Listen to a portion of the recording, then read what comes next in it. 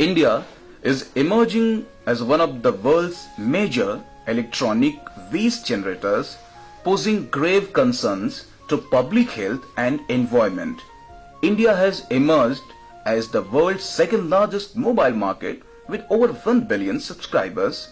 It is the fifth largest producer of e-waste in the world, discarding roughly 18.5 lakh metric tons of electronic waste each year.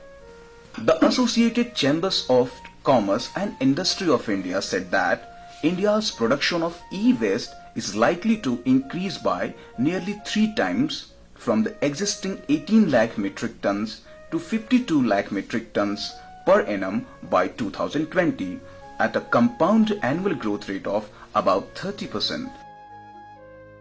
A mere 1.5% of India's total e-waste gets recycled due to poor infrastructure, legislation and framework, which leads to a waste of diminishing natural resources, irreparable damage of environment and health of the people working in industry. Over 95% of e-waste generated is managed by the unorganized sector and scrap dealers in this market. In India, about 4 to 5 lakh child laborers in the age group of 10 to 15 years are observed to be engaged in various e-waste activities without adequate protection and safeguards in various yards and recycling workshops. Ministry of Women and Child Development advocated the need for effective legislation to prevent entry of child laborers into the e-waste collection, segregation and distribution.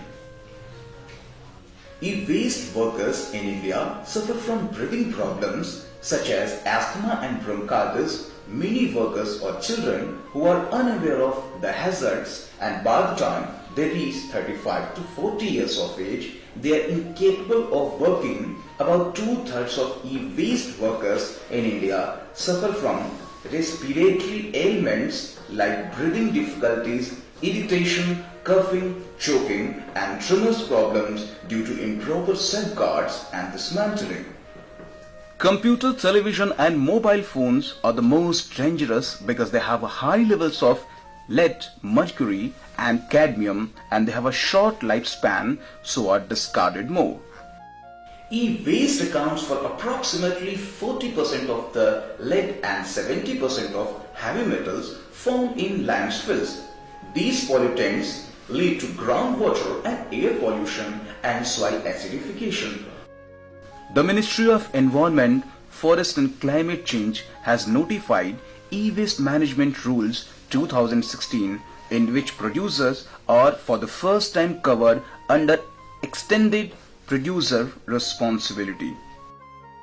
The rules prescribe stringent financial penalties for non-compliance, but in India, the unorganized sector is estimated to handle around 95% of the e-waste produced in the country.